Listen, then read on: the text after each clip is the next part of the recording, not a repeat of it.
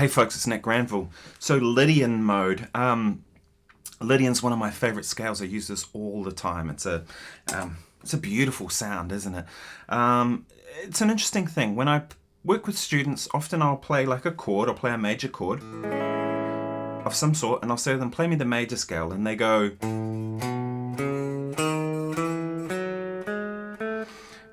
when I'm playing the chord underneath. And it seems to be that fourth sounds more, raised fourth sounds more natural to them than the regular fourth. And I think it's because of the way it clashes with the third, and that's why Lydian is in my opinion, a better sound a lot of the time. So it's basically a major scale with a raised fourth. So 1, 2, 3, and there's the fourth, right? Which is a semitone away from the third. If we raise it, right? We have that. Now you have, there's the note, it's a tone away from the third. Or major 7 sharp 11 sound. So A, G sharp, C sharp, and D sharp. It's basically major 7 sharp 11 sound, right? So many different ways we can play that chord. But right, so Lydian to most people's ears sounds more natural because it doesn't clash with the third. And that's the way I like to think about it. Major scale with raised fourth.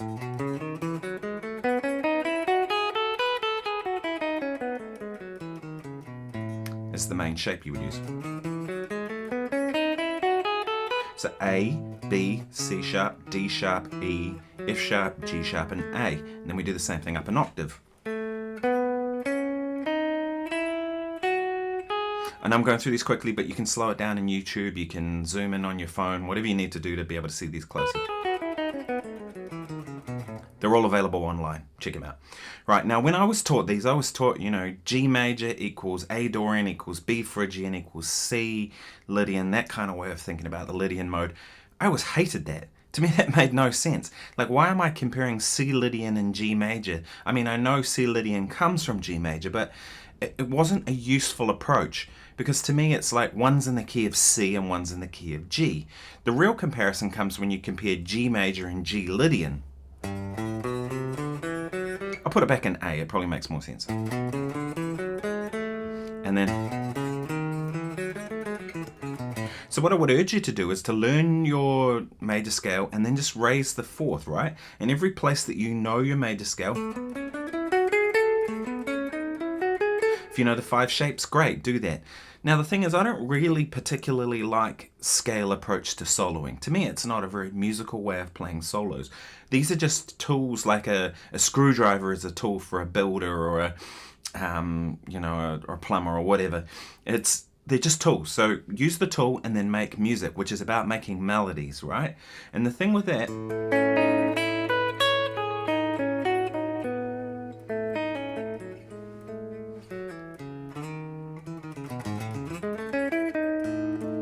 it's a very powerful sound that once you get that in your ears, you'll hear it actually exists everywhere. And not just in jazz. A lot of people think Lydian is a jazz scale. It's not. I mean, a scale is a scale, a sound is a sound, a mode is a mode. The style is the way in which you play it, right? It's not the notes itself. A prime example of that is For the Love of God, Steve Vai, right? He uses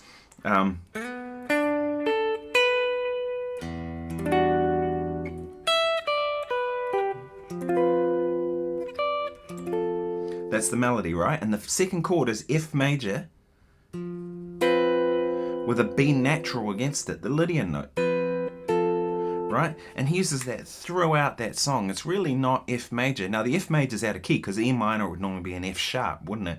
So the F's out of key, so you really have to play that chord on its own to get the sound. And in which case he's using Lydian as a sound, right? So that exists a lot. If you want to check out a really great jazz artist who uses Lydian a lot, check out Joe Henderson, in particular the tune Black Narcissus. So on and so on.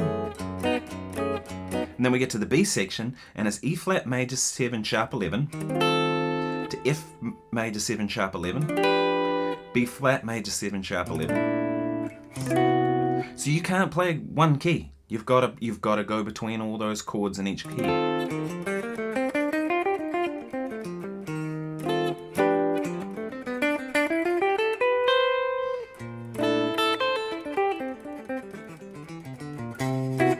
right, so on and so on. Now, I've had a few people ask about Triad Pairs. I mentioned that in a previous episode of Guitar Daily. If you haven't subscribed, please do, because the Triad Pair, I will actually talk about that a bit further in depth. But for now, here's a good one that you can use out of Lydian, right? If we in the key of A, we have A major, and we have B major.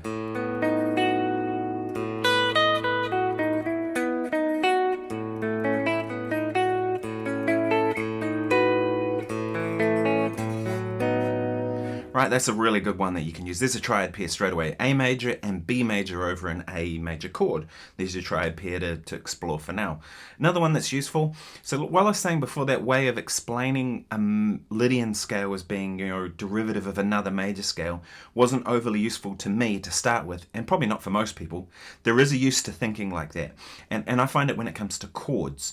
If I want like an A major Lydian sound, one of the easy ways to get to that in terms of chords is like if I'm thinking in the key of A, right?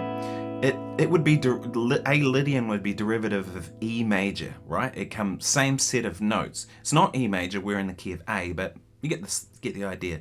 Now, if I play some kind of E major 7, for example, over an A note, I get a Lydian sound. I have the major 7, I have the sharp 11. I have the 5, and I have the 9. Because a lot of times with sharp 11 chords, we can't play all the notes. We got 1, 3, 5, 7, 9, sharp 11. There's 6 notes. We've got 4 fingers, right? So you have to find ways around it. So in that case, that E major 7 voicing I'm playing there, G sharp, D sharp, E, B, over an A, is essentially allowing me to play that chord but without the root note in a really tasteful kind of way. And of course, any major 7 chord I know over an A note, that's a E major 7, drop 2. They all become Lydian voicings over A.